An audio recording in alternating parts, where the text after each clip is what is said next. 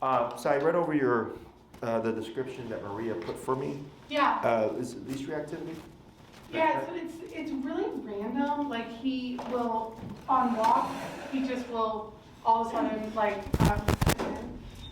it started with huskies. He always hated huskies. And Okay. he would go like nuts when you would see them. And then now it's just kind of like not consistent. Like a parade of dogs could pass him and nothing. And then a random dog, he'll just start going nuts and barking like crazy. Like lunging and barking. Mm-hmm. And then he just started doing this. Like we also have a 1-year-old daughter. Okay. So like it's really important that like we get him under control, like in every arena, kind of. But, like at I don't know. Sorry. At home at night, sometimes he'll do this thing where he gets like really like it's like a switch is flipped and he gets like really reactive and tries to like hump you and like.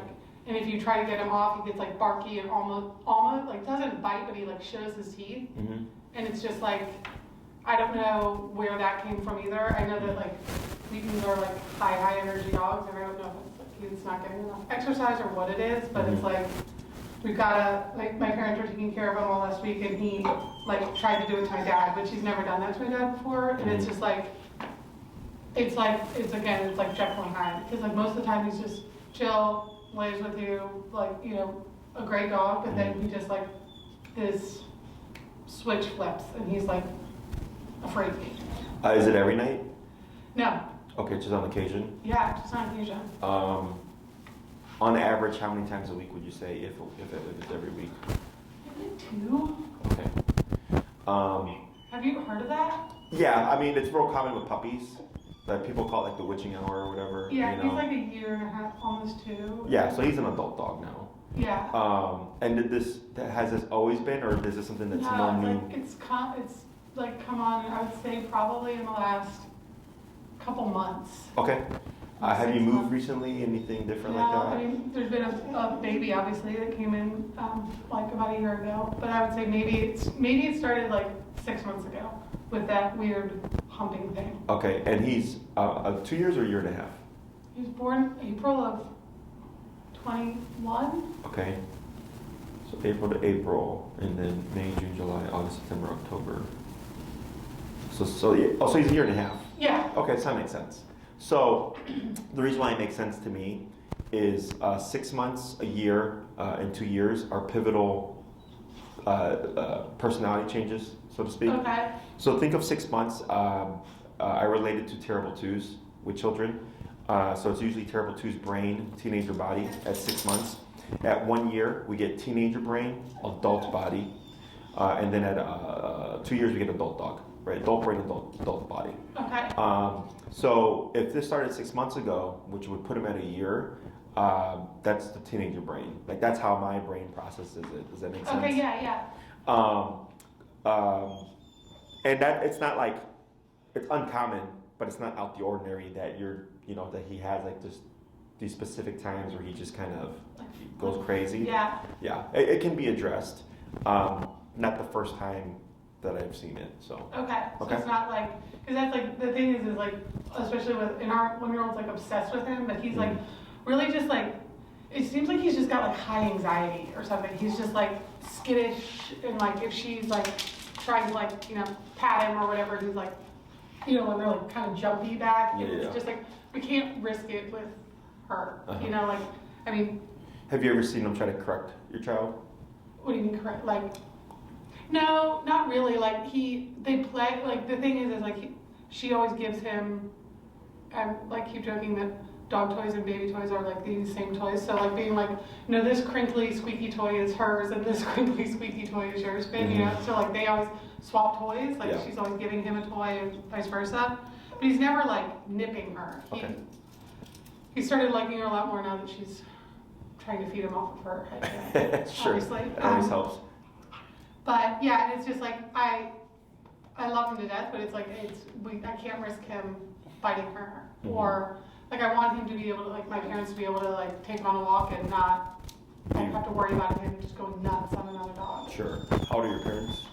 They're in their 70s. They're like 71. Okay. 72. I mean, they're like really healthy, but like they live down the block from us, and my husband's gone for work for like over a month, so like them helping me is like Sure. is great. Yep. So like I want them to feel comfortable having him with them, and not like you don't want to like dread taking your dog on a walk. Right. You know. I got you. Okay. Anything else? No, it's just like I don't know like what if these things you think are things that could be corrected or you know. Like it's hopeless. Yeah. Yeah. So with the reactivity stuff, so reactivity, in my opinion, is one of the easier behaviors to address because it's simply don't be reactive, right? Now, let's say we have a dog that's antisocial, and the owner wants the dog to have friends. That's more complicated because there's liability there, right? If that dog bites another dog and all that stuff, right? So that's more complicated. He loves like when he's at like the dog beach, like all fully off, you know, like that Montrose dog beach is huge. He's usually great until he gets like too excited, and then he's like follows somebody in the water and like won't leave them alone. But he's not like biting them. Sure, You know he's what I just mean? like fixated. Yeah. Have you done previous? You did a puppy boarding training, is that correct? Yeah, it was it's like Chicagoland training. They're out in like Barrington, I think. Okay. Yeah. That's where my girlfriend's family is from. Oh really? Barrington, yeah. Yeah. And so he went there for I think like 2 or 3 weeks. It was or 2 weeks maybe.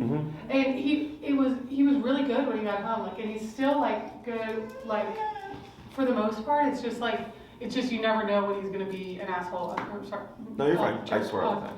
a jerk on the leash with other dogs. Yeah. You know. Is the prong from the boarding train? Gotcha. Did they do any follow up with you in terms of what he learned?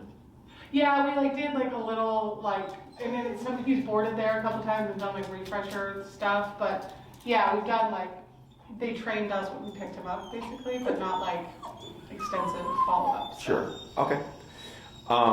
So he's definitely got some anxiety. I'm gonna say it's most likely from overstimulation. Okay. Okay. So some common behaviors that we see here, probably the most common is overstimulation. Okay. Overstimulation is the brain's inability to turn off. Okay, like unable to relax, so to speak. Now, and this is like in the setting, right? Because I know at home you said like he'll lay down with you and all that stuff, but every now and then he just gets this kind of witching hour thing, right? Yeah. But from right now, like you notice how he kept whining, standing up, moving around, sitting down, getting up, moving around and stuff, right? That's overstimulation. And then what happens is since the brain can't relax, it can become like an anxiety, is how I would describe it. Okay. Okay. So like all that yawning and pining and stuff. Now, just so that you're aware, when you pet him, you're actually reinforcing the behavior. Okay. So petting is a reinforcer, right? Whenever you pet him, you're telling him, do that Good again. job. Right? Okay. Good job, do that again. I want to see that again, right? But this is unhealthy. We would not want to see this again, right? Yeah. We want to see him relax. So you think like, oh, I'm making him feel better, but really you're just reinforcing. Correct. Got I it. understand what you're trying to do. Yeah. Right? Okay. No. I mean. Yeah. Yes. Super common. Everybody does it. So like when people's dogs are reactive, a lot of times they'll try to soothe the dog by petting them, right? It's okay, buddy, it's okay. Yeah. I just think so. You're just telling them to go. That was a good job. Yeah. And then, I did protection training years ago, and one of the things that we did is when we're trying to train a dog to be actively aggressive, is we would pet them and praise them because we want it. We want to control wanted it. it, yeah. Exactly. So people unknowingly are telling their dogs, "Good Reinforcing job," it. but I understand they're trying to calm and de-escalate. Okay. Yeah. So, may I see your leash? Yeah. And then we'll just take him for a moment, okay? Yeah. And you can have a seat there. So I'm gonna just help him out. The other thing we got here is definitely some nervousness. Okay? There we go. What is that you were just doing? Just putting him in a sitting position. So you see how he's really worked up here? Yeah. There we go.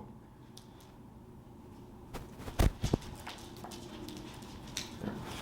So because he's really worked up, he's gonna keep getting up repeatedly. Yeah. But eventually he's going to dial down and relax. So when I went to take him, you saw how he was kind of scooting back and stuff? Yeah. That's nervousness. Okay? Okay. So the reason why that's important is because when it comes to the reactivity, reactivity isn't the problem. The reactivity is an outcome of the problem. Does that make sense? Yeah. So, if we have a nervous dog and then something happens, like for instance, I had a client yesterday, her dog became reactive towards her neighbor, and she had not seen it with this particular neighbor. Yeah. Okay? And they had just started training like 2 weeks ago. I was sick last week, so I only saw them for the first class. So then they were concerned because they thought the training was Making them do it. So then I'm like, well, explain to me what happened. She's like, well, I was walking in front of my an apartment, and my neighbor got out of her car and was like, oh, hey, I don't have my dog. I can finally say hi to Lumpy, and then started like talking in a very high-pitched manner, right? I hate when people do that. People in my building do it all the time. I'm like, Sure. stop. Yeah, I know. Yeah. And it sucks when you have a nervous dog, because Yeah. nervous dogs don't like that energy. Yeah. So when I brought that to her attention, she's like, you know what? She's like, we've also seen them do that with other people for doing the same thing. That voice. Yes. And then she's like, okay. She's like, so it wasn't because of the collar. It's just I hadn't seen it with the neighbor and all Yeah. that, right? And then Right. because this is the newest thing that happened recently, the first thing we're going to look at is the collar, right?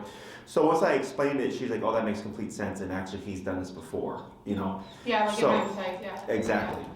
So for the reactivity that he has outside, where like it's seemingly random, right? Is that can happen with nervous dogs because there's things that they're sensitive to that we overlook. That we can't perceive. Correct. So like for instance, the high pitched talking. Since we see that as a positive thing for the most part, right? When a dog reacts to that energy, we're thinking like, well, that's not good. Why would you react Why to would them? you They're be- being nice yeah. to you. They're being cutesy to you, right? But the dog does not like that energy. Does that make sense? Yeah. So nervous dogs tend not to like fast-moving energy, loud, boisterous energy, surprise type energy, which would be if like we're just standing still and I jump up and clap. A lot of times the dog will trigger Yeah. because of the suddenness of it. All that is like typical nervous dog stuff. Okay. The other thing that you can have is that with the overstimulation, when you go out into the world, if he's like overexcited or he can't fully relax, he's constantly at what we would call threshold. Okay, he's like at this cusp. And then finally there's something that happens and it pushes him over. He's a husky or something Exactly, like that. and that's the tipping point, right? So for us it seems random, but when It's you not, yeah. correct, like this is stress, right? When we see overstimulation, a lot of times people mistake it for excitement or happiness, and I'll tell them no. No, I'm like, this isn't happy. Like he's correct. This is like he's starting to settle a little bit. You notice now he's trying to lay down, but you see how he gets up? That movement there, that's the like really overstimulation. jerky and Exactly. and that's what he's like with Piper, our daughter. It's like it's that jerky move versus like, you know, when I was with my I was down in Charlotte with my sister for a week. She's got like, I think she's like an 8-year-old lab or something, Mhm. and Piper could literally like be on her and was like laying on her, and like Bo would just like nothing. Yeah. It's like he would lose his mind. Yeah. So that gives you a nice visual of the different energy types, Yeah. right? And you know, it's not so much that it's bad, but it's unhealthy, Yeah. right? To be in this constant state. Even like when dogs seem like they're passive, the brain is still going. Yeah. So like owners they'll say like, well, Jesse, my dog does lay down. And then they're like, but if they hear a sound, they're like, all of a sudden they're like Yeah. this, right? They're vigilant. I'm like, yeah, I'm like, because even though they're laying down, They're the still brain is on. still going, and they hear something, and all of a sudden they're like in that mode, right? But it's more obvious. So like even here, you see how the tail is moving and stuff. Like if I brought my pit in here, my dog, she would just lay down and is completely passive unless you acknowledge her. Kind of like probably like the lab, you know? Yeah. So that she's like so passive, but she also has the ability to turn on and be very excited. But she has very good impulse control, so it's not constant. Okay. Is that something you can teach? Yes. Yes and no. So when it comes to overstimulation, a lot of times it's resolved through discipline. Okay. So I'm assuming before reaching out, you did research on how we train the methods that we use. Yeah, I watched like a lot of your stuff online. Okay. Whatever. So you yeah. do e-collar. E-collar, yeah. Okay. So e-collar and prong collar are very similar in the sense of we call them points of pressure. Mm-hmm. So when I was pulling up and I was pushing down with my hand, that's pressure. Okay. So on the prong collar, it's meant to mimic a dog bite, which is why it's shaped the way it's shaped. When I do my hand like this, I'm also trying to mimic teeth. Okay. Oh, like Correct. slide in kind of? Or So, and I wasn't being forceful, but I was being assertive and pushing until I got what I wanted. The moment I received what I wanted, you stopped. everything stopped, okay? So this is how dogs communicate. One of their primary languages is through pressure. We have it as well. Growing up, remember the concept of peer pressure? Yeah. Right? Kids trying to bully you into doing something you shouldn't. Yeah. You drive? Yeah. Have you ever been the expressway? Have you ever had someone drive really close to your bumper? Yeah, to try to get you to keep going faster. That's pressure, right? Because Yeah. it makes you feel a certain way. Now, you may switch lanes, you may speed up, you may not do anything, or you may brake check them, right? So it garners a response. Whether or not it's the response they want is a separate thing, right? But that's the concept of pressure. So here, we tend to use sound or physical touch, pet, to calm dogs down, but it really just creates more energy and or tells the dog to do it again, right? Because if I'm going sit, hey, sit, right? You see that energy, you can hear it, and then right away you see how he just perked his head up? Because he's sensitive to the energy. Dogs don't give each other commands. They posture each other, they use body language, and or they nip and bite each other to assert rules and discipline, right? So this is a very subtle form of it. The more I have your dog, right, the more he would become passive, because I wouldn't allow for certain things, right? Because I'm a dog trainer and I've done this for 12 years and stuff. So now that I've had him for like 5 minutes or so, you can see I'm just gradually influencing him, but you can see how the brain wants to keep going, okay? Because for the past year and a half, this is what he's practiced. So right now he's kind of slowly countering himself and learning, like, okay, I just need to be passive. But because he's done it so much, the brain is going to keep coming back. But then I just assert myself, and he goes, okay, when I'm with Jesse, he doesn't allow for this, so I'm just going to completely relax, okay? This is separate from what we do, okay? This here is what I call handling skills. Handling skills is I can take a dog, whether they're reactive or aggressive or anxious or whatever, and get them as close to passiveness as possible, just through little things like this, okay? When we do remote collar training, the reason why we do e-collar training is because this, even though it doesn't seem difficult, a lot of people tend to get locked up, where they hold on to the tension, and when you hold on to the tension, it just creates more tension. Yeah, like they feel it. Like Correct. I've done like research on it, they say like they can feel the tension through your leash. So like if you're like, if I'm like seeing a husky, I'm like, oh shit, he's gonna go nuts. Then he like, usually it's like comes to fruition. Correct. Like it becomes a feedback loop. Yeah. Right? Because you're anticipating what he may do, but he's going by your attention, and he doesn't understand that you're tensing up because of what he's done before. Exactly. He's just going, hey, you're tensing up, and the only thing that I see here is a husky. Yeah. Right. So this here I teach to a degree, just because it's good to know, but it's not a bulk of where the training is. Okay. When we do, when we work on stuff like this, the first thing that we always want to cover is leash walking, okay, which is heel. Did they cover heel in your previous program? Yeah, he's pretty good. Like if you like give him a correction, he'll stay right by you. But I mean, I don't know, but it's not like I always say that right when he got home, it was, like tight, it was like really good. And then it's like, when different people walk in, then they let him go different lengths, and then it's like, it's just not consistent. So like he usually is really good at heel with me, but then like with my husband, he might be, or my parents. Okay. When you walk him in, let's say you're reinforcing your training, can you give him slack, or do you have to keep it short? He can. It's pretty much like it's like in a J kind of. Like some days when it's like a bunch of people, we live like kind of on the lakefront, so like if it's like really busy, I'll keep them closer because sometimes he'll. A new thing he doesn't like is skateboards or scooters. Yeah. So and honestly, I think that we hadn't really seen many, and then he's seen a bunch of them, and he like starts barking when he sees those. Yep. But he can be on like kind of some slack, but then when it's really busy, I keep him close. Short. Yeah. Okay. So when we do remote collar training, heel is supposed to be tight regardless of the environment, right? Regardless if it's a blank, empty sidewalk versus like a very busy scooter-driven skateboards all over the place. Just so it's consistent. Right. He's supposed to be at the hip, right? Because he's definitely not that. Theoretically, the way it works is he's so focused on you as he's not caring about the environment. Okay. Now, prong collar is a great tool. Unfortunately, it does have its limitations because if he's at an 11, it doesn't. You can't get it. No, you can't. And with remote collar, it allows us to break through that because it's not contingent on physical strength or skill. It's contingent on pressing a button and is it at the correct setting. Yeah. Okay. Are you familiar with the e-collar technology? A little. I know that like they've gotten like from what I've seen on your site, they like used to be like one setting, and now they've got like 127 different That is settings, correct. whatever. So there's like varying I mean, it would be up to a professional to figure out what Determine, setting correct. it should be on, but, you know, at this point, like, I think that that next step is needed in order for this to. Result. Yeah. So, otherwise, even if, like, so in dog training, there's a number of different training approaches, right? The most common one being positive reinforcement, which is clicker-based training, praise-based training. Ceiling is very low because there's nothing to tell the dog. That little, like, beep, beep, beep, beep. The clicking sound? Yeah. So if you have nothing to tell the dog no or to dissuade a behavior, it's just going to keep coming back, okay? Prong collar is an aversive, or can be used as an aversive. Like, you can correct them. Like right now, like this here can technically be corrected, okay? However, if he's so intent on what's going on over there, even for me, if I give him the harshest correction, he's like, screw that, Doesn't man. matter. I'm still focused on this, right? With the remote collar, as you noted, there's 127 levels.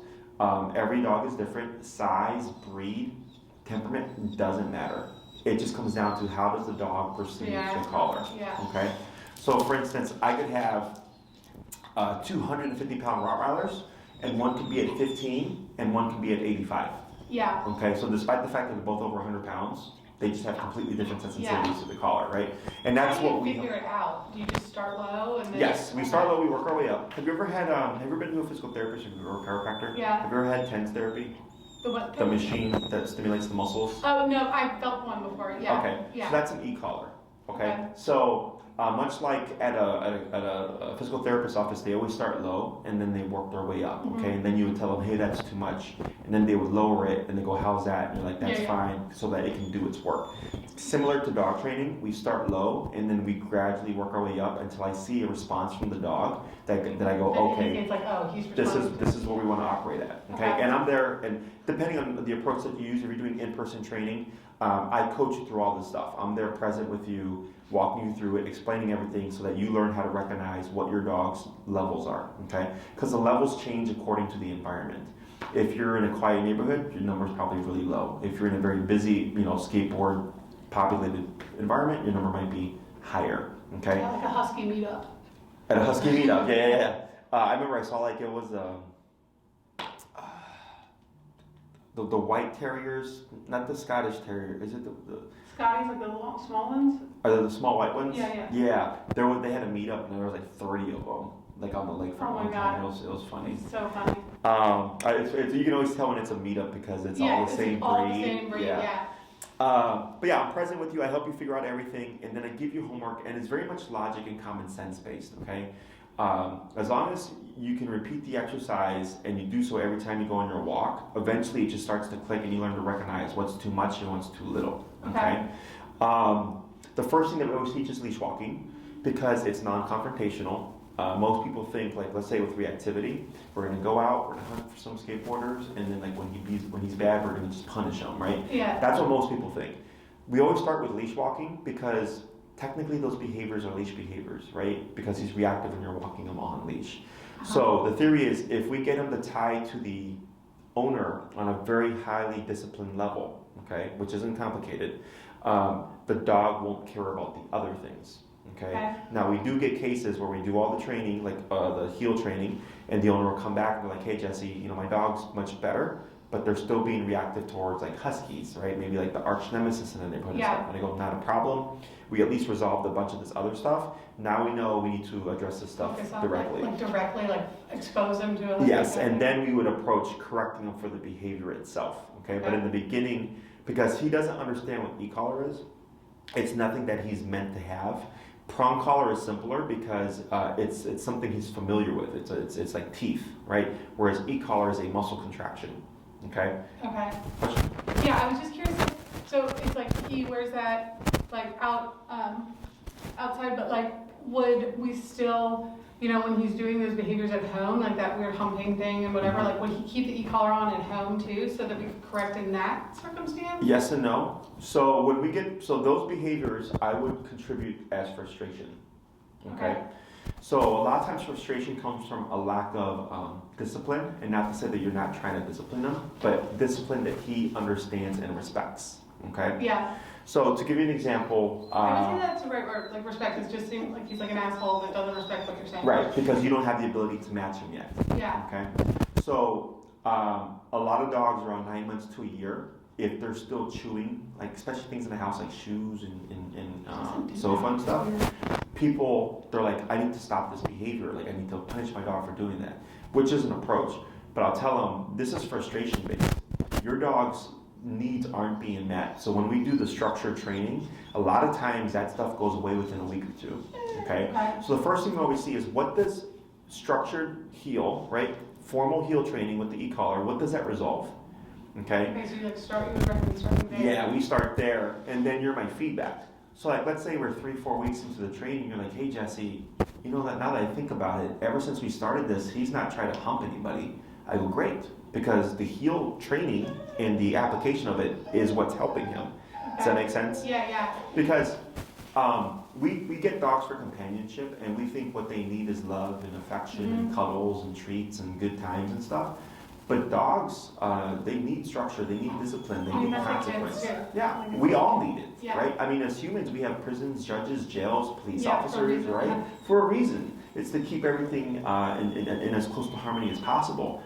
Same thing for dogs, but he's not regulated by man laws, right? Yeah. He needs something like, if I corrected him with this prong collar, that's me telling him I disagree with this behavior, right? But I'm communicating with him as if I was another dog because I would be biting him, so to speak, right?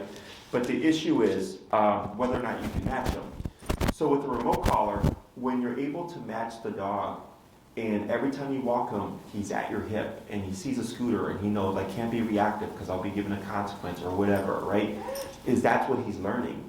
Is he's learning his place within the home, and he's understanding, okay, if I get out of line, you will provide exactly, you will provide consequence, and I need to think twice about my behaviors.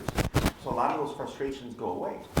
Okay, and if it doesn't go away, not a big deal. You would tell me, and I go, okay, this is how we're going to address it now. Yeah, because what's weird is like sometimes I'll take them on like my 5 mile loop, like of like running and walking, like and 5 miles. That's like a good walk, right? That's good. Yeah. So I'm like, and then we get home, he drinks water, and then he tries to do the humping. So I'm like, it's not the exercise that I mean. Yes, that's like, a very good. So when you run with him, right? Is he like focused with you when he's running? No, I was just by the leash, and so then I have to just walk and heel him next to me. I gotcha. Yeah. So this is so to give you an example, I had a client, probably one of my first clients, like 12 years ago. She used to run her 100 and something pound black lab on a golf cart, okay? Because she was like 7 years old. That's how she would exercise him, and she's like, Jesse, I don't get it. I try to exercise him, and he comes back, and he's still reactive. He's still full of energy and all that stuff. And I go, well, when you run him on the golf cart, what is he doing? She's like, well, he's pulling the golf cart. And I'm like, whoa. I was like, this 100 and something. This dog's overweight. There's no way this dog's pulling the golf cart, right? Yeah. So I do a little visit, and she's like, here, let me show you. She hops on the golf cart. Sure enough, the dog is dragging the thing, right? So then we taught him. Yes, and we taught him how to walk correctly. We taught him how to heel, right? Once we did that, within 5 minutes, he was lagging like this behind the golf cart, and she couldn't understand it because she would run him like 30, 45 minutes at a time. And then within 5 minutes, he was lagging. And I told her it's because he's so overstimulated, the brain is not registering that it's physically fatigued. Exhausted. Yeah, it just kept going. I was like, it's like someone hopped up on cocaine, right? They're tired, but they're still going. Same thing for the dog. So like that 5 mile run is a good run. But the reason why he's probably not settling is because, as you noted, he's fighting at the leash, right? He's doing all these things. He's in that mindset. So it's not registering to him like you need to focus and be tired. So when you get home, he's still stuck in that mindset, and then it's got to go somewhere. And that's where the humping is. Okay. That's a frustration type based behavior. Okay? Yeah. So, so everything like that you're describing makes sense to me in like how I understand dogs and stuff. So it can be addressed. Okay, so the approach is always, what does heel fix? Okay, and then you're my feedback. And after a couple of lessons, you're like, hey Jesse, he's still trying to mount, blah, blah, blah, blah, right? And they go, okay, heel didn't address behavior, now this is how we address it directly. Okay, because if he tried to hump another dog, how do you think that dog would stop him? Yes. Okay, so that's what he's missing, so to speak, at the moment. It's like the correction of that. Correct, he's not been bitten, right? Like you could use your prong collar technically to bite him. The only drawback to the prong collar is it doesn't work. Yeah, he's like used to it. I honestly think that like he might, I don't know if it's like callous or what. Like I just don't think. I mean, like sometimes will respond to it, but it's not like It's not like when we first got it. Sure. Because, I mean, it's like, I was raised old school, I was spanked. And then there's a certain point, like when I became a teenager, where spanking just doesn't work. Doesn't work, yeah. Right? You need something so that, I mean, with kids, like then we go to like timeout and stuff like that. Mhm. You're grounded, you can't see your friends. For dogs, they don't have that, right? He doesn't, if you told him, hey, you're not going for a run for the next week, like he doesn't care, Yeah. right? So the e-collar allows you to match that intensity without physical strength and or skill. Okay. So question on you that stuff. No, that makes sense. In terms of what you're trying to achieve, I know there's the mounting and the jumping and stuff. And is there anything obedience-wise? I'm gonna get a drink of water for a moment.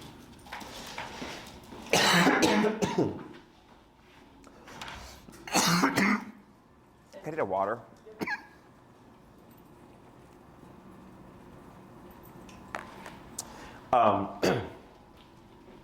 The only other thing is like sometimes like when he's on his like back, he's like does like the like he can't The mouthing. sometimes yeah. That is another thing that he does that's just obnoxious, and especially like if he's on his back and Piper, our dog, tries to like, I just don't want him to. Nipper. Yeah, because it's not like he ever like latches on to anything. But I mean, it's like that's just not a behavior I want. Like if my friend came over and tried to like pet him the other day, and he's like, you know, like even if he's sitting, like with our nanny, he'll sometimes like. And it's, I know he's never gonna bite them, but like nobody wants to reach down and have a dog do that. Sure. You know? Yeah, so when dogs mouth, they mouth for a number of different reasons. In that moment, it may be annoying, but he's actually being affectionate. I know, but it's like, people don't get that. Yeah, then and you like, can correct it. Yeah. It is more difficult to correct, just so you're aware. Yeah, like him as a Wheaton, I know that there's like a Wheaton Wheaton thing, whatever, it's like this type, part of the breed kind of, I think. Like they're just like this type of dog sometimes, but it's like, that's not what I'm looking for. Right, it's not acceptable in our world. So possibly that can help, that can go away with the heel training, because that's also, even though it's affectionate, also overstimulation type behavior, okay? Yeah. If it doesn't, we can correct that, but it would require you to do training sessions targeted at correcting that Just behavior. like that behavior. Okay, like, so for dogs, he has to be corrected while doing the behavior in Or order else to he learn. won't relate it. Exactly. Like, we can't explain to him, hey bud, like, don't put your mouth on people, right? Yeah. He has to attempt it and then be corrected while he's attempting it. And then he learns, like, okay, if I try to put my mouth on someone, this thing I don't like happens, I'm gonna stop, biting them or whatever, okay? And then we reward the behavior that we do like. Okay. Now, when it comes to your, is it Piper? Piper, yeah. That's your daughter? So when it comes to Piper, okay, when it comes to child-dog relationships, things get a little bit tricky. Sometimes, how do I describe it? Like I'll get clients where they say like, hey, my dog bit me and that's unacceptable. My dog shouldn't bite anybody, right? But dogs don't view the world that way. Yeah. So when I ask them like, well, why did your dog bite you? They'll say something like, oh, like, I got this dog from the rescue and it was eating and I put my hand in its bowl because I'm the owner, right? And I'll tell them like, well, no, because I wouldn't want anybody's hand in my food, let alone I would do that to my dog, right? Especially if you don't know the person. I don't just rescue them. Yeah. But it's this mentality of like, I'm the human, you're the dog, and you need to be like subservient, to everything, right? So the reason why I bring that up is for Piper, to him, she's like another puppy, right? Yeah. And dogs correct their puppies as young as 3 to 4 weeks. So if a puppy gets out of line, they'll nip the puppy, right? So if Piper ever did anything and he disagreed with it and he nipped her, technically speaking, in his world, that would be okay. Yeah. Because they correct their puppies, right? But in our world, especially when it's a child, it's like, whoa, you can't do that, right? And this actually happened with a client over the weekend. The dog was muzzled because they were doing training with the Dogs Not Dog Social, so it just happened to be muzzled. But it was near her like niece or nephew or something like that, and the baby, it was a year-old, smacked the dog on the foot with like a shoe or something. And everything was fine. They were being sweet to each other, but then when the baby hit the dog with the shoe, the dog nipped at the baby. But nothing happened because she was muzzled. Yeah. right? So, and, she was freaking out, and she's like, "Can you please call me?" I was like, "Well, that's a correction." I'm like, technically speaking, like that's I was just saying, like, stop doing that. correct. I was like, because if you correct the dog for that, you can potentially create this tension because the dog's gonna be nervous around the child, Mm-hmm. right? Which then puts the dog under more stress. And so then if the child ever corners the dog, it could be a problem because now the dog's like, well, I don't have an escape, and I know I've had this negative association before, right? So that's when things get tricky. When it comes to dog-child interaction, I always tell people always under supervision. And me personally, I don't have children and dogs interact until the child understands the concept of gentle and slow. Yeah. Okay? Because they grab things, they pull things, right? Yeah. And then, like, let's say it, obviously inadvertently grabs the ear and pulls on it, not to be mean, but because it's a child with very poor motor skills. Yeah. But he's not going to understand that. Yeah. He's going to go, "You pulled my ear, that hurt. Don't do that again." Right. Okay? So, because if we try to make it where she's petting him and he's being mouthy, it's one thing with an adult because we can give the adult explicit instructions. Like, yeah. But for the child, we don't have that level of control. So then if we correct them for it and the child's just kind of willy-nilly just grabbing at him, he's going to go under stress and potentially create a worse problem. Yeah, I always just try to stay like either like in between them or like if Finn's here, I keep Piper over here. Like, Yes. Did they teach place command? yeah, that went away quickly. Okay. So place command when you have children is like your best friend. Okay? Because it allows you to, like this is a place mat. Yeah. I could put it in the corner, place my dog. I know he's not going to move, and then just focus on my child. Okay? Yeah. Do you still use it or? No, I mean, like we tried to keep using it and then he would just like never do Break, it and then okay. it's just like. So that's life something got that we away. can cover. Yeah. And it's like, so when we do place command, it's indefinite. It's, if you need him to hold still for 3 hours, it's 3 hours. Okay? It's easy to do because of the method that we use with remote collar. Because people, they're always surprised, like my dog will actually sit still for 3 hours. I go, yeah. I'm like, we have that every day here at my facility. Like right now there's, I believe 50 dogs back there and it's quiet. You might hear an occasional bark, you might hear the occasional whine, but it's completely quiet and there's dogs playing, there's dogs on treadmills, there's puppies playing in the playpen. Really? Yeah, there's like 50 dogs back there. But it's quiet because it's structured. Okay, and we have dogs that do the place command and they're sitting there and they'll do 1 to 2 hours at a time because the activities rotate, so they're not doing one thing all day. And there's like dogs walking by, there's clients walking in, there's dogs in training, there's dogs playing, and they're just sitting there hanging out, right? So dogs are perfectly capable of doing it. It's just a matter of do we have the method or tool to reinforce it. I'm sorry, it's an important call. That's fine. Hey, Rick. Yes, sir. I'm in a meeting right now. What's up? Oh yeah, that's fine. I'll let my employee know that you're on your way and to leave the front door open for you guys. Okay, thank you. Bye.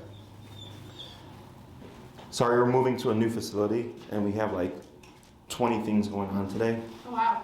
Oh, you're moving to like a different facility completely? Plumbing coming in 30. Sit. 30.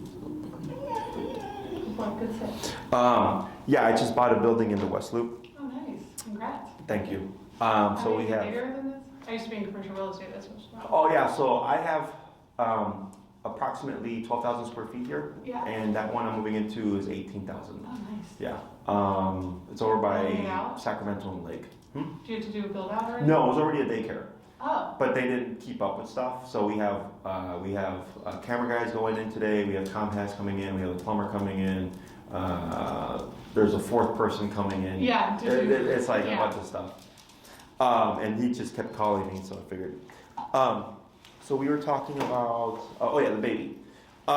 So when it comes to child-dog interaction, and I know there's been no incidents and all that stuff, which is great, but it doesn't mean that nothing can't happen. Yeah. You know? And a lot of the times when I hear stories like children being bitten, almost always unattended, and or the owner got too comfortable, or the parent got too comfortable with the child and the dog, and then the child, pulled an ear or pulled a jowl, Yeah. and then all of a sudden it happened. It happened. It And I- happened like in a second. Yes, and I tell them like, and they look at it as like, oh, my dog is aggressive. And I go, no, your dog corrected your child because that's what they do to each other and their puppies. It just doesn't translate well in our world because we know the child doesn't have good physical mechanics quite yet. Okay?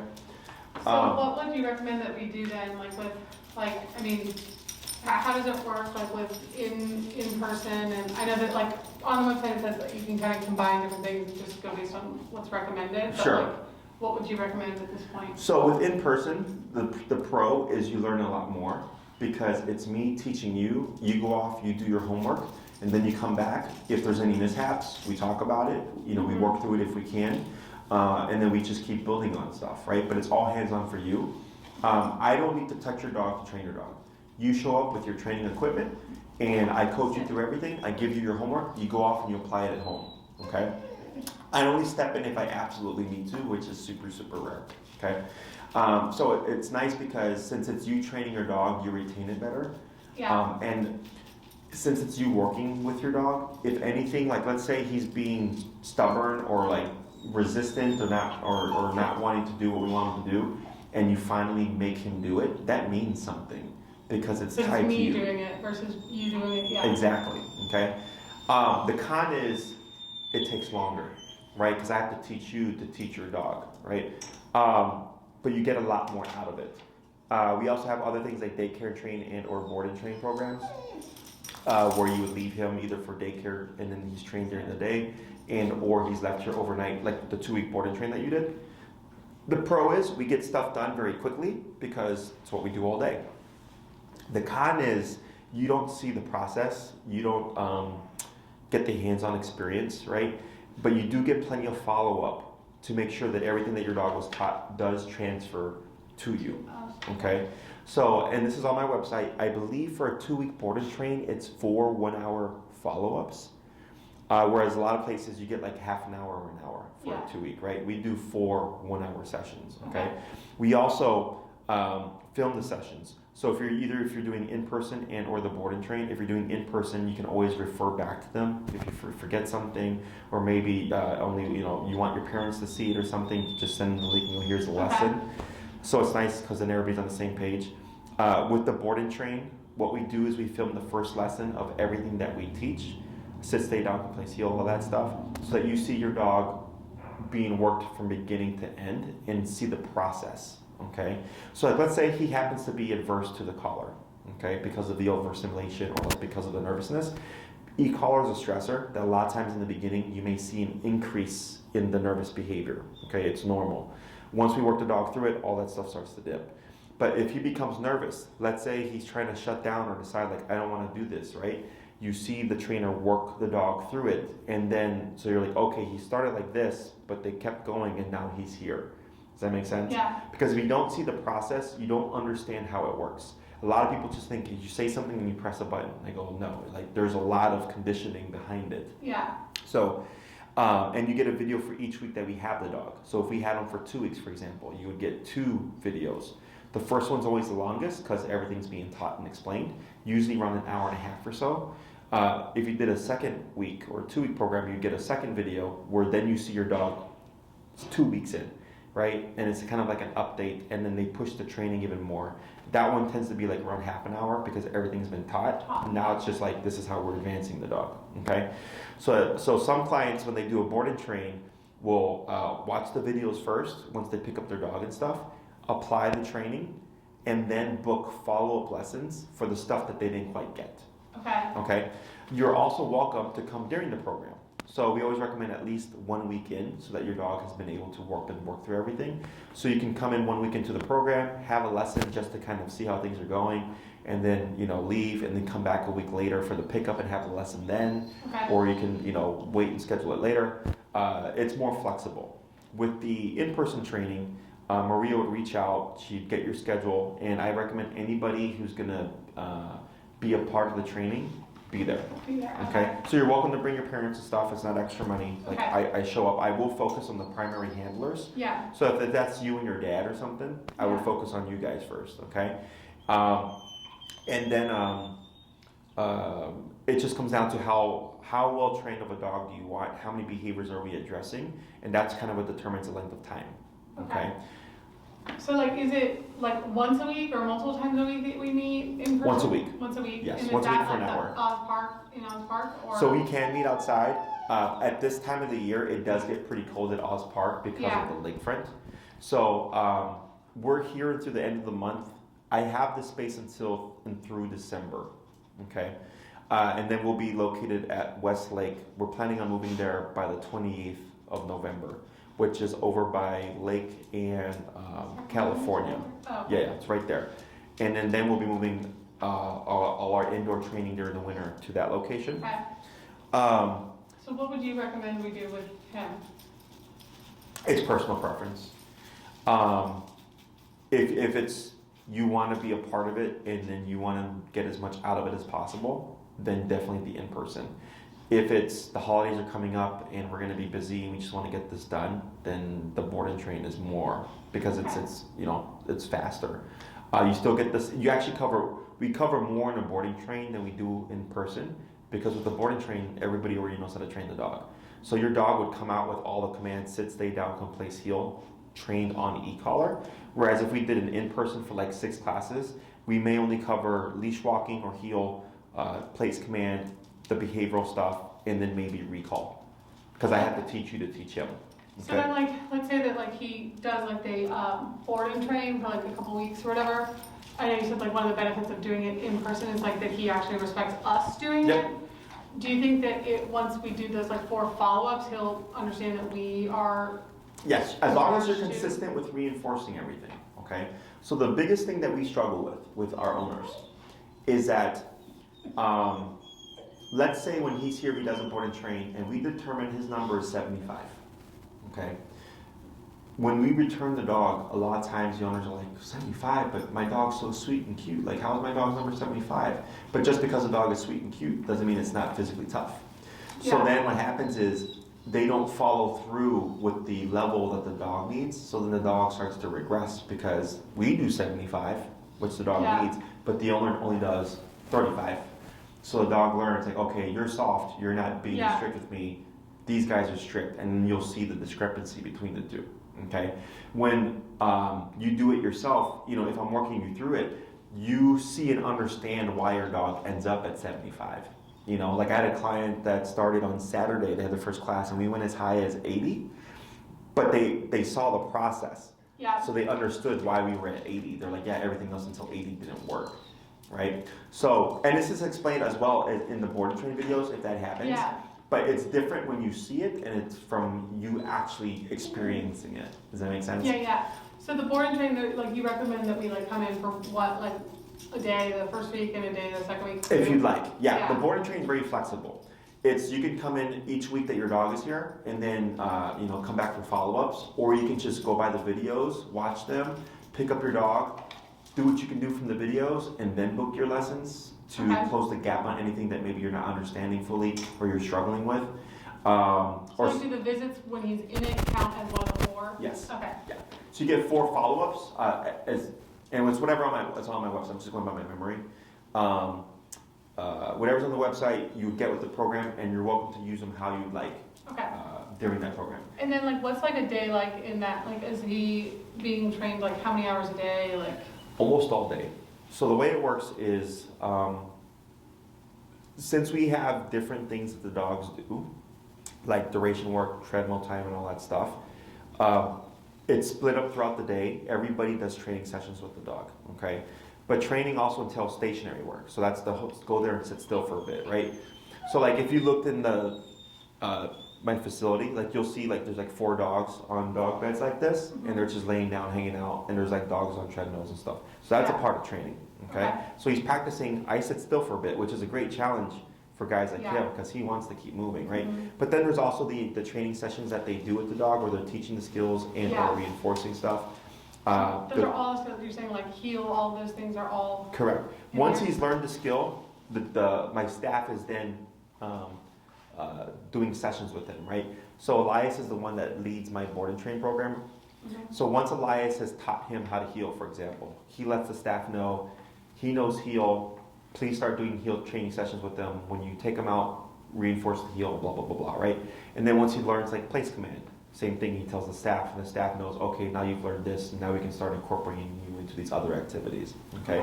So a day is split up between training, decompression time in the kennel, treadmill work, and playtime if your dog is social, okay?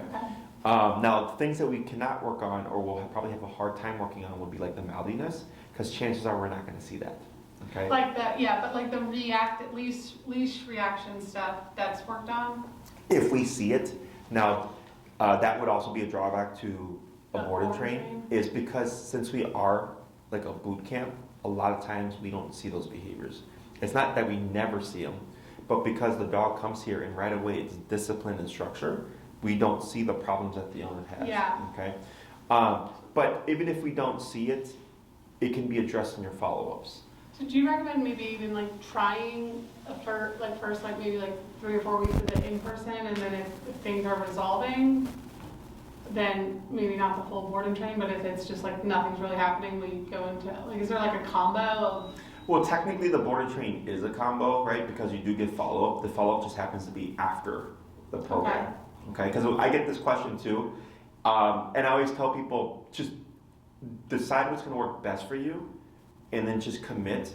The only times that we don't get the result is when the owner doesn't follow through. I can imagine that. In the very rare case, we also get those extreme, like we get some extreme reactivity cases and stuff like that, where it's not so much what we're doing that's not working, it's very severe, you know? Yeah. And that's super rare. It's like 2 dogs a year that we get like that. Yeah. Almost every other case, as long as the owner follows through, we can get it done, okay? So I wouldn't worry about, doing in person and then the board and train. I would just go by, do you have the time to commit to the training?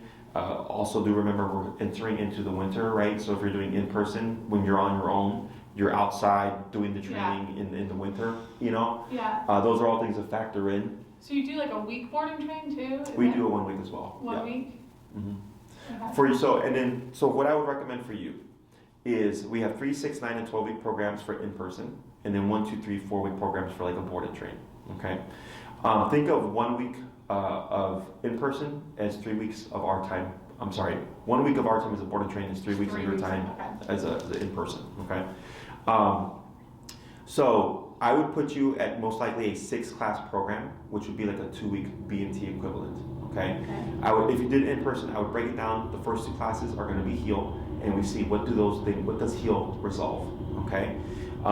Let's say the mounting isn't resolved, or you're still seeing leash reactivity or whatever. The 3rd class would be targeted on that behavior, right? Because it's once you understand how to correct it, it's simply just correct it. Correcting it. Okay. Yeah. So it's like me teaching you how to discipline your dog, so to speak. Okay. Let's say we have that class. The 4th class would most likely be stationary control, which is sending your dog in place, but practicing it to the level where it's my dog goes in place and then doesn't move for whatever amount of time you need him to hold it for. Okay. Oh, so you would get placed out of the in-person? Correct. Yes. That leaves classes 5 and 6. If everything is going well, because like with the humping and the reactivity, the reason why it's simpler, it's because it's just don't do that. Like stop it. Yeah, that's it, right? Yeah. It's not teaching a dog a skill. Teaching your dog how to walk on a leash, teaching your dog to lay on a bed, teaching your dog to come to you, those are skills. So those require more repetition, more work, okay? But when it comes to don't do something, like me growing up, like I talked back to my mom once. Yeah, That was it. Oh. I got 1 correction, and I learned that lesson Yeah. very quickly, right? It was just don't do that. It wasn't teaching me a skill, right? So that's why the behavioral stuff is much simpler. So I'm gambling on the fact of the frustration-based behaviors like the humping and stuff will go away with the healing exercise. So will the reactivity, and if it doesn't, it's okay. I'll just show you. This is how we target it. This is how we correct it. And then it's just a matter of, are you maintaining and actually correcting your dog, right? Because if the owner is like, well, I don't want to, correct my dog because I don't want the dog to not like me, I'm like, it's not about that. I don't care about that. Yeah. It's just don't do that. I just don't want him to be an asshole anymore. Correct. Yeah. So if everything's going well and you're following through, like, hey Jesse, we're making strides in our training. Yeah. The 5th and 6th class, I would most likely recommend we cover recall, okay, which would be come and called. So that this way, if he ever gets off leash or anything like that, you have the ability to return your dog. That's one that we definitely want for sure. Okay. Now, Because like on the beach, it's like chasing him. Sure. Yeah. Yeah. My client yesterday, they had a time when their dog didn't return to them for an hour. They were chasing their dog around for Oh my like gosh, for an that hour. would drive me nuts. So, so the 6-week program may not seem like much, but as long as you're just following through and you're being diligent about the homework, we can get a lot done. Okay. Okay. If you want to have more of a buffer, a 9-class program is also nice because it. So think of the 6-week program is I want to walk my dog, go to the park. 9-week program is walk my dog, go to the park, go to restaurants. And the 12-week program is I go everywhere with my dog. My dog goes hiking with me. My dog is off leash at the dog beach. My dog is off leash all the time, right? And that's in-person ones? That's the in-person ones, okay? So 6 is like the bare minimum that I would put you at, right? 2 for heel, 1 on behavior, 1 on stationary control, 2 for recall, okay? But like let's say, for whatever reason, maybe I'm wrong about the reactivity. Maybe it's like a thing that he's actually struggling with, right? And we spend a few classes on it. Well, now we spent more classes on reactivity that we don't have a lot of classes to work on the other stuff, okay? If you like start at 6, can you just bump up? You can add 3, but we don't prorate programs. You would pay the cost of whatever 3 classes is. Okay. When you come in up front, you're telling us, hey, I want 9, and then you get a cheaper per class rate, and all that is of course listed on the website as well. Okay. If you do a board and train program, I would put you at a 2-week BNT because it's 1 week of our time is 3 weeks of your time, right? I wouldn't think you would need anything more than the 2-week, okay, because of how much work he's going to get here. We just wouldn't be able to target reactivity if we don't see it, and we wouldn't be able to do the melding stuff if we don't see it, okay? But it can be covered in the follow-up classes. Chances are it's going to be explained to you, and then we just say like, here, this is how you do it. Go off and do it before you utilize a class on it, okay? Because it's really just intuitive stuff. So if it's like, oh yeah, like I was able to fix it with that email you sent me, we're like, great, you just saved yourself a class that you could use for something else. So like with like, let's say that we do like the 6 or 9 week in-person thing, is it like something that we can set up that it's like the same time every week kind of thing? Yes. So, that we can... So Maria, you would book that with Maria. She would just need your schedule of yours and whoever else would be with us. And then she'll cross-reference it with my schedule and then put you wherever it works. Like let's say Monday at 11 worked for everybody. Mm-hmm. Every Monday at 11 for the length of the program that you purchased, I would see you. Okay? Now there might come a point, like let's say you're struggling with something, like the reactivity. We'll probably cover it and then I'll tell you, take 2 weeks to focus on this before you come back for your next class. Okay? Because I don't like wasting people's time and money. Once you have the answer, it's really just go out and practice it. Or like there's things that we can cover, and instead of wasting a class on it, I'll just send an email and say like, try these things next, okay?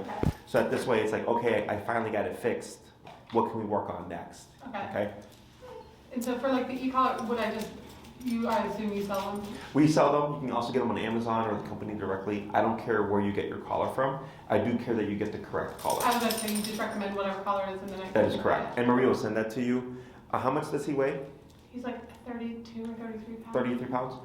I would probably put him on a dog trip 2300, which is meant for a 70-pound dog and under. The reason why I recommend that model is because you want to account for the overstimulation, the distractions, the intensity of the reactivity. With the different models, we get different kinds of output. So having a higher output just gives us, we're not having to worry about like, what if it doesn't work? What if it's too low, yeah. Correct. Okay. The other option would be the Dog to Black Edition, which is the highest powered collar, which is meant for a 70-pound dog and over. It's perfectly safe to use. I could put on my 8-pound Chihuahua. If you want to go into it knowing like I have the best collar, I don't have anything to worry about, you can go with the Black Edition. Okay. Otherwise, the price difference is $50. I think one is $287-ish with tax. The other one is around $330 something with tax. They're both great collars, and even with the 2300, the size difference is 35 pounds, right? That I don't expect to have a situation where it's not going to be enough. So it's really just personal preference. But either one of those models, and then Maria will send you the information as well, so that you can, look into it and all that stuff. Okay. So if we I'm sure Maria will tell me this, but if we decide today, is it a couple weeks before we can have our first one, or is it Just depends on how your schedule is and what mine looks like as well. Okay. My evenings and weekends tend to be more busy, although my schedule has slowed down because of the holiday season. because people are traveling or Thanksgiving Yeah. and that stuff. So if when you send her the dates and stuff, and she goes, just so you're aware, she goes by the contract. Okay, so she's gonna send you a contract. Feel free to review the contract. And once that's submitted, she knows that you're serious. Okay, so a lot of times people they'll go back and forth with questions. No, I understand that. Yeah. So if she sees that contract like 5 o'clock today, she's like, wow, you're good to go, right? And then she sends you the invoice and everything, and you're paid in. You can get in, as soon as possible. Yeah. Okay. But that's what she goes by is the contract, and then just do account for the holiday and the Christmas holiday. I do go out of town around the New Year time. And then in regards to training, like let's say it ends up being choppy for you because of the holiday, it's okay because it's just more time to work on stuff. Okay. Okay. So like that place thing though, like when we're in person, does that happen at like my house or does that happen? We can do that here. Okay. So when it comes to transferring the training, once you understand how it works, it's very easy to just transfer it to your environment. Okay. Now let's say for whatever reason you're struggling with something in the home, because you're in the city, correct? Yeah, I'm in Lakeview.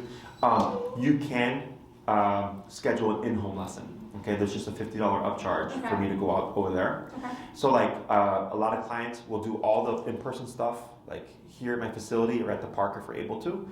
And then if they're struggling with anything at the home, then they'll just book the one lesson that they need in the home and then come over and so it saves them money, but we still get the same results. Okay. Other questions? No, I don't think so. I mean, so 6 to 9 week immersion is what you recommend, or the 2-week board train. Correct. And all that stuff is on the website. If you do in person, you'll be going through Maria. If you're doing the board and train, she'd most likely forward you to like Katie or Elizabeth, who handle the board and trains and all that. Because we only take 4 at a time. Yeah, I asked how many dogs. Yeah, we only take 4 at a time because we don't want to overwhelm ourselves. People. At the moment, I don't think so, just because it's the holiday. Yeah.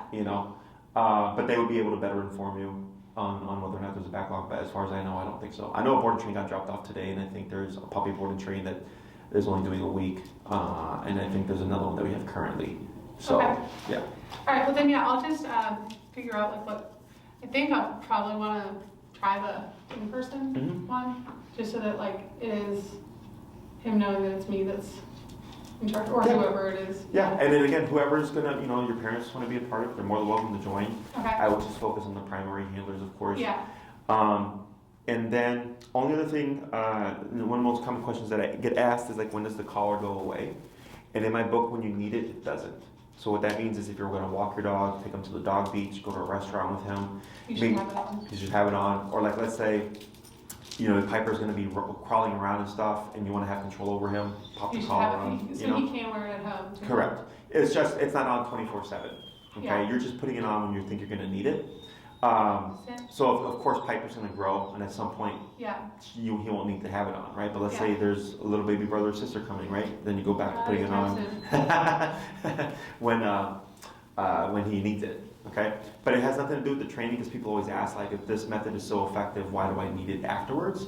And I tell them it's simply due to opportunistic behavior. So like as humans, most people speed on the expressway, but when they see a squad car, they slow down, right? Same thing for dogs. I explain the e-collar as a cop on a collar. When it's present, the dog is better behaved because it knows there's a threat of consequence that they will respect. But then when it's off, expect them to push the boundaries. Okay, so if like he has the collar on, he's great with reactivity, and then when they take him out with it off, and then he's reactive, it's because he knew he could get away with it. Okay. But as long as you're doing the training and you're following through, you're not always using it. It's simply present in case he does something. Like, so I know I'll learn it, but like when, let's say like we see a husky and I see that he's like starting to do the things, do you do it before he's doing it or like as he's doing it, or? Ideally, when you see the thought process, because it's usually easier because the dog's not adrenalized, but you can also correct the dog mid-action. You can also correct the dog afterwards if they're still in the state of mind. Okay. So like, let's say the husky is passed and he's still like this, right? He's still on alert state, you can correct that. Okay, but it's best to do it before when you see the thought process and or during the process. Like when he's like starting to like, you hear the nails start like going, you know what I mean? That's when we would want to correct, if we need to, but theoretically all these things should just resolve themselves through the discipline. The heel, really, you think can? Oh yeah, I know. It doesn't seem like much, but dogs aren't complicated creatures. Okay, I want to say 70 to 80% behaviors are addressed through a proper heel. And it's because they disrespect you then, or something? Or? Well, because of consequence. Okay. Because so it's that and the fact that he has to focus on something. Okay, so He's a focus on like keeping himself exactly in check, which is a word that I use a lot, right? And also having to focus on walking with you, right? So he actually has to tie to something and match your pace, which is mentally exhausting. So walking a dog is physical, right? He'll be more tired after like that type of walk. Correct, where he's kept or made to focus. It's like, when we send kids to school, they have to sit still and they have to like listen, they have to focus, right? That's tiring. Same thing for the dog. So, and then with the remote collar, because you can match the dog's intensity, that's the other part of it that helps as well, because now he's like, wow, you actually can get me to stop. Yeah. Right, and there's no longer this attempt of don't do that, but he's like, I'm gonna keep doing it. Yeah. Once the dog is made to like submit to like, okay, I have to stop, it changes things. Okay. So, yeah. And if not, that's why you're my feedback, and then I go, okay, that's weird. Yeah. Then we address it a different way. Yeah, because I think that like I'd like to see, because I've already done the board and training. Like, yeah, while it did work, I think that it did backslide when we got home. Because granted, we got, like you're saying, 30 minutes of training on what it was. I think I'd like to see what happens if we're doing it in person and yeah, for we're sure. responsible for it. I'm very pro in person. Because you learn so much more, and there's things that happen that, so for instance, like I had a client, I've had several clients, but one in particular a month ago, she was charged by an off-leash dog, right, and it was growling and snapping at her dog, and she didn't know what to do, so nothing happened thankfully, but she asked me, she's like, I didn't know what to do, she's like, I didn't know if I should kick the dog or whatever. I'm like, well, in my opinion, you have every right to defend yourself and your dog, so yes, you could, right, because if I was like, because if that dog bit your dog, now you're the one that's paying for it. Your dog is the one that's paying for it, But there's stuff like that almost happens with every client where they're like, what do I do in this situation? Where I'm like, and I'm like, so it's stuff that, it's a question that wouldn't really come up during a board and train. Yeah, because you're not like, they're like. But because I have you for a period of time, so maybe sooner or later it occurs. And I think that's like being in like more of a realistic setting. Granted, like while we'll sometimes be in there, I imagine sometimes if it's nice enough out, we walk yes, we could be outside. out. Yeah, so if it's nice, and we can be outside. I just tell people to factor in that we're outside for a good hour, and sometimes we're just talking. So since we're not moving, it can get chilly. It gets cold. Yeah. Yeah, it's just I think that and especially he was out in Barrington, so it's like not in the city, and it's like you could go on a 5-mile walk there and never see another dog, and like here you see 50. Yeah. Or it's like very dog heavy where we live. Yeah.